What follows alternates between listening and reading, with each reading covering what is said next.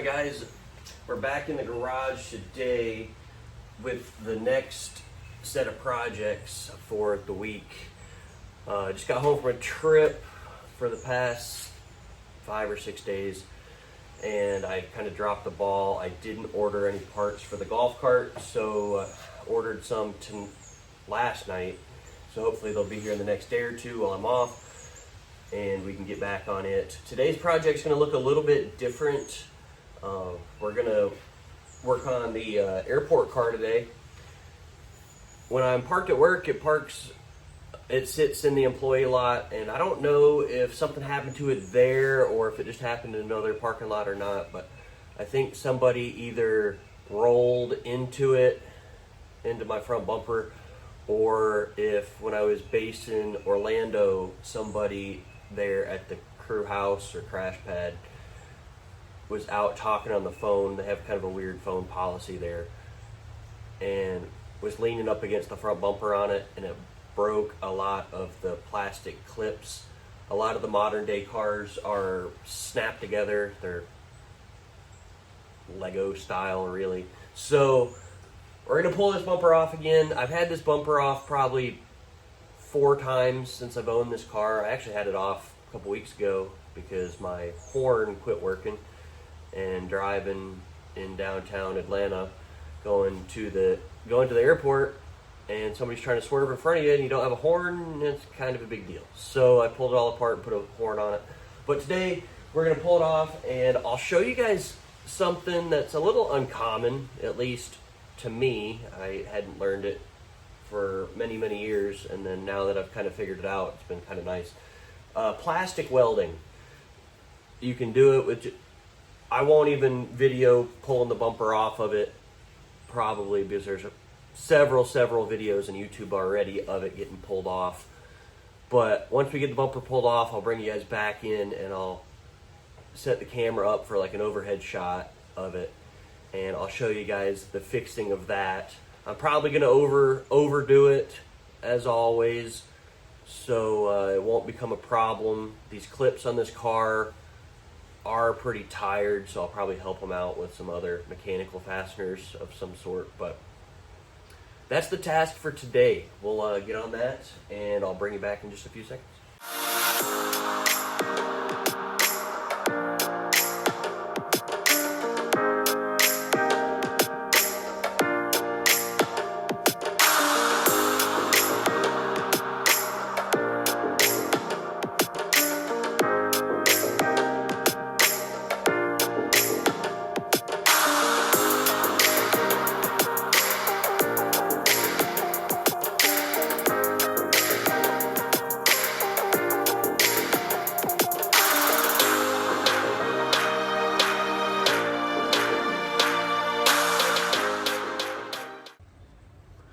Alright guys, we got the bumper off the car, and this is the top side up here, and this is the bottom side down here, down by the air dam. So as you can tell, I've already been in here several times. There's this broken piece right here, and then there's a broken piece over here as well, and this seal here was put on there from the factory. And when I changed this is not the factory grill. This is the grip. It's an aftermarket grill that I put in. The front ends of these cars are a lot of chrome, and I'm not a big chrome guy, so I put this grill on it. And I like this grill a lot, and that's why I'm in here trying to fix it. And it also was pretty expensive, if I remember, so that's why I'm in here trying to doctor this one back together. It also looks like it's taking some hits right there. Definitely think that somebody has bumped into this thing, because I don't know how that happens from sitting on it. So I put these zip ties on here because when I changed this grill, the seal was already kind of falling off. This grate has already been mangled up because I actually was driving down the road and plowed into a bird and stopped, got where I was going, and I was walking around the car and I saw a bunch of feathers. So yeah, we'll get these zip ties cut off, and then we will further evaluate and see how we want to fix this. I'm still a little unsure. The plastic welding idea, I did have to buy that. I mean, most people just use a soldering iron when they plastic weld, and it's definitely doable that way. But I bought, I'll show it to you here in a second. It's a welder that takes little pieces of metal and it will burn the pieces of metal into the plastic. So it'll add almost like a stiffener plate in there. So we'll get this seal off real quick. All right, guys, we got this all torn apart here, and this is the plastic, they call it the plastic welding gun that I bought. As usual, I just got it off of Amazon. I tried to get it locally, they didn't have it, but basically what it is it's this little gun with these two heat probes on it, and then they have these things. Let's see if I can get a good angle. You put them in there, and it heats up, and it actually melts them into the plastic.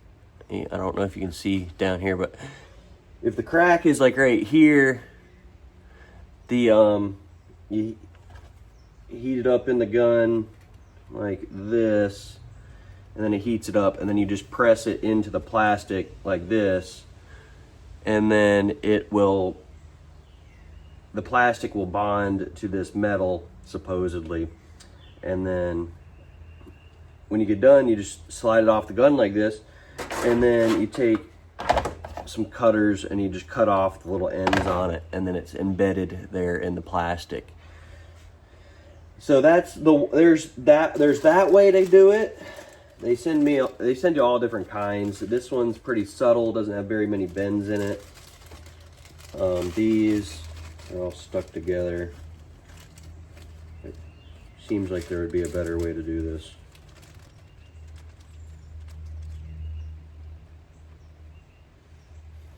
All right. There we go.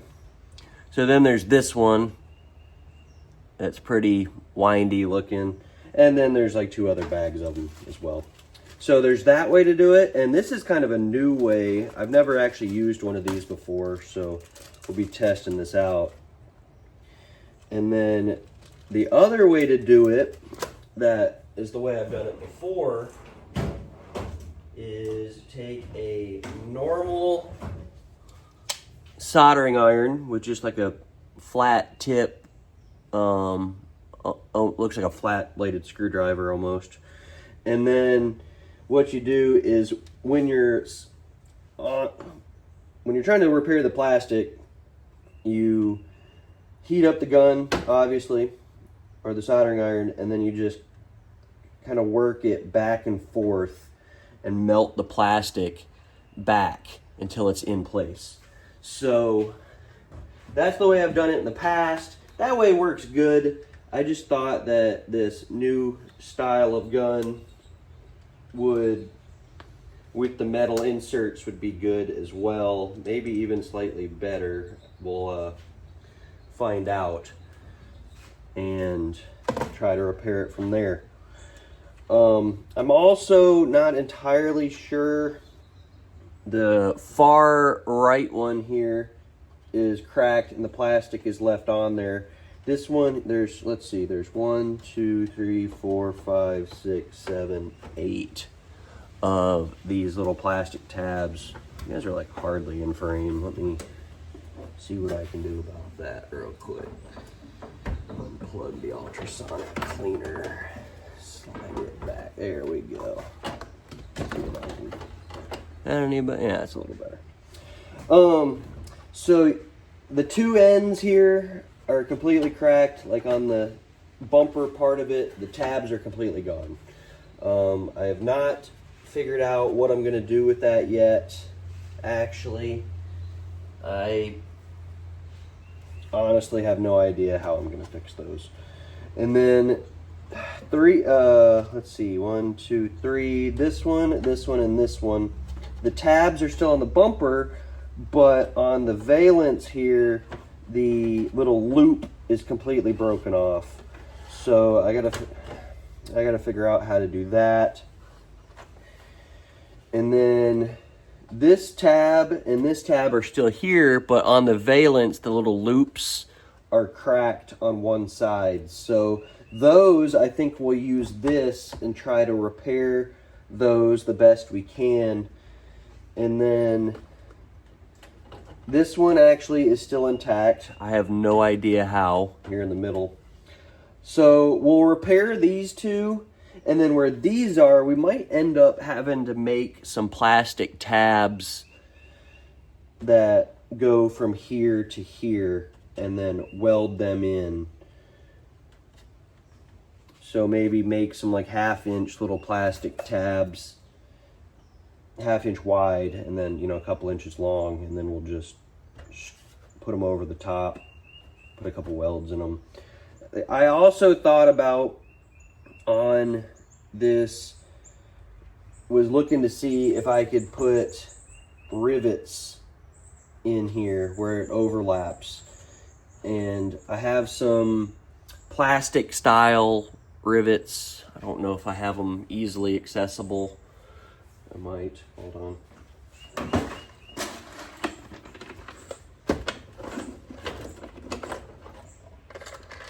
Some of these plastic rivets, putting some of those in there. Or I even thought about doing some tabs and doing actual aluminum rivets, and making some tabs as well and doing it that way. And I still might, I just really don't want to have to do that. Riveting plastic is hard because they squeeze down so tight and then they end up cracking the plastic that goes through it. So I'll probably weld one of these off camera and see how it works, and then I'll bring you back in to do the second one. All right, guys, we kind of decided on a plan, I think, that I don't love, but I think it's gonna work. This grill is supported in several different places, not just here on the leading edge. It's also supported here in the headlight assemblies. Wow, you guys saw none of that. And then it's obviously supported on the bottom by a mixture of screws and Christmas tree clips. Not that I really trust any of them as hard mounting points, but for what held this in here, I think this is better.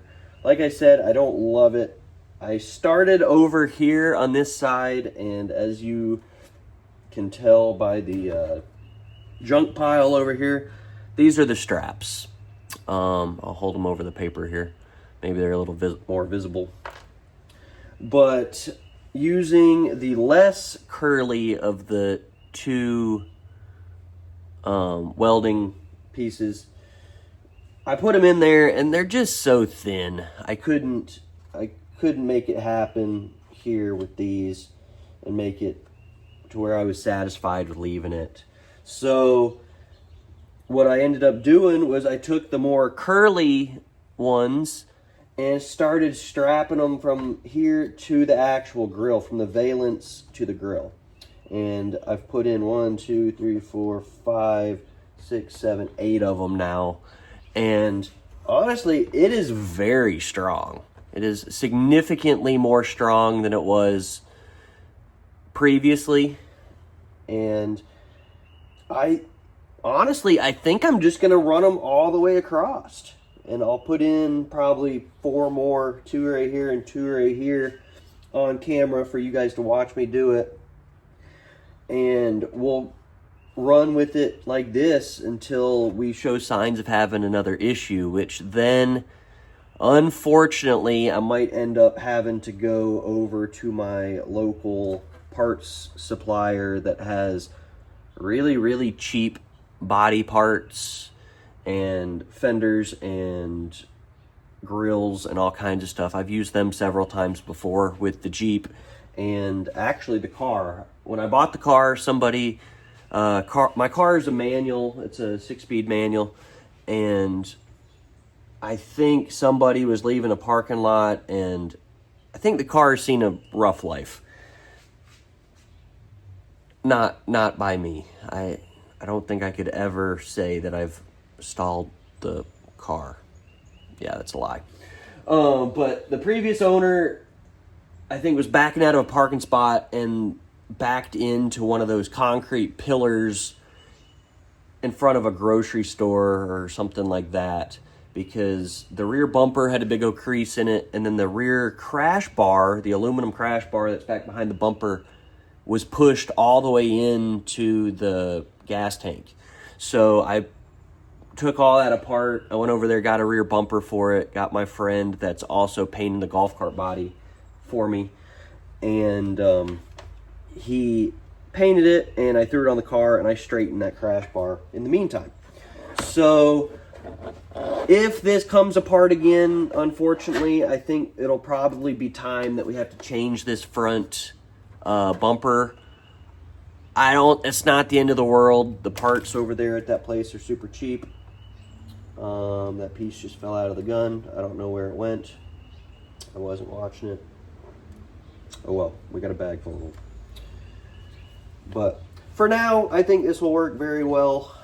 Definitely be stronger than the snap together tactics. But yeah, you put it in the gun there, you pull the trigger, and it heats up, and it sinks right down there into the plastic. And then I just hold it there for a few minutes or a few seconds and let the plastic reharden, and then you just slide the gun right off of it like that, and then you're welded back together on that part. The only complaint I have about these pieces, and they send you a pair of flush cut cutters, and they're okay. I used them for a couple, and then I grabbed mine. Not that mine are any better. Mine are a cheap pair as well, but mine are a little bit sharper. But even with the flush cuts, if you're down here trying to cut them off, when you stick them on there and cut them, it still leaves a pretty sharp edge on them. And that's a pet peeve of mine when people are using, I think I got some right over here. And here, I'll waste a zip tie for you guys to prove a point. But you pull a zip tie down, and then here's your tool tech tip of the day. So this is a normal pair of wire cutters, and then this is a pair of flush cuts. So when people cut zip ties, they stick them on here like this. Here, let me actually cinch it down so it doesn't slide on me when I cut it. So when you use a normal pair of these, which is like what everybody has, you'll put them on there and you'll cut it. Let me see if I can get this close enough to the camera as I drop it. It leaves a teeny tiny, I'll hold it over the paper. I don't know if you can see that, but it leaves a little tail still on it. And these jokers can be awfully, awfully sharp. So if you get a pair of flush cuts and you put them up there and you cut it, there is absolutely nothing on there. So when you're working on your car and it's there in the engine bay, and you're working by braille and you run your hand by this, it's not going to cut you. If you cut it with a normal pair of wire cutters, it's going to leave an edge, and you'll pull your hand out of the engine compartment and you'll be bleeding, and you'll wonder what the heck's going on. So there's your tool tip of the day. regular wire cutters versus flush cuts. But for what we're doing with it here on this, even using flush cuts, like I cut those off, and there's still an edge right there. I mean, it's probably not noticeable. I'm probably overreacting, but I like the ease of working on vehicles, or I like to make working that's not a good statement. Working on cars is never easy. There's always a challenge involved, but to make it as easy as possible, we like to have tactics like that.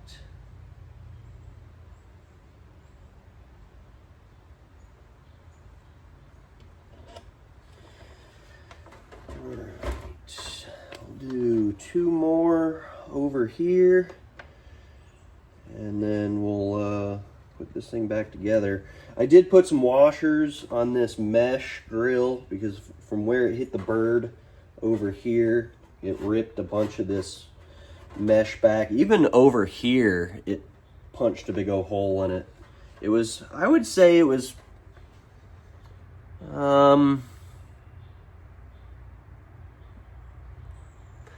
I definitely didn't just smash an eagle, but it was a, I would say average bird size, maybe cardinal, blue jay size. I don't know, something like that. It was substantial. Somebody lost their parakeet. Their parakeet flew away from them and flew across the road, and as the karma, he flew right into my car. That's what happened.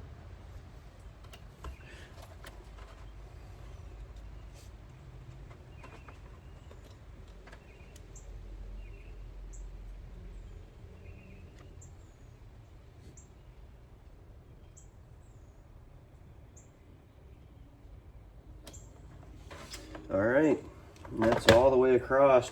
And as you can tell, I'm not going to yank on it too hard because I don't intentionally want to break it. But I think for the wind that this car sees at, the speed limit of 80, we're gonna, I think it'll be plenty for what we're trying to do with it. So we'll get this cleaned up real quick, and we'll get it thrown back on the car. All right, guys, we got it all back together, and it looks way, way, way better. Beforehand, you could see daylight through here from how much of a gap they were showing in there. Yeah, it's got a lot of fingerprints on it. We'll get her cleaned up, and I've been actually putting off washing this thing because I knew I was going to do this. So we'll get everything shined up on it now. But very, very happy with that. I hope the long-term goal or the long-term effects stay, and hopefully we don't have anybody sitting on it or backing into it.